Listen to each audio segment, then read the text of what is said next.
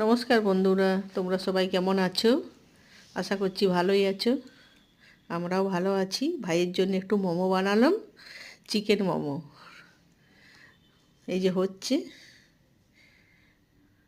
চিকেনটাকে আগেই করে রেখেছিলাম, সব মশলা টশলা দিয়ে ভালো করে ভেজে তেল দিয়ে সব কিছু রেডি করে রেখেছিলাম। দিয়ে আটাটা মেখে রেখেছিলাম, ময়দাটা দিয়ে ময়দা মেখে এখন বৌমা এলো স্কুল থেকে, এসে নিয়ে বলি ওকে একটু করে দিই, দিয়ে আবার আঁকার স্কুলে যাবে খেয়ে দিয়ে।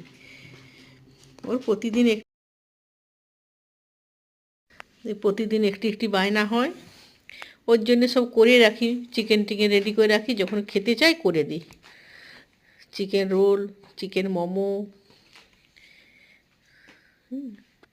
কেমন হয়েছে একটু কমেন্ট করে জানাবে, আর চ্যানেলটিকে একটু সাবস্ক্রাইব করে দেবে,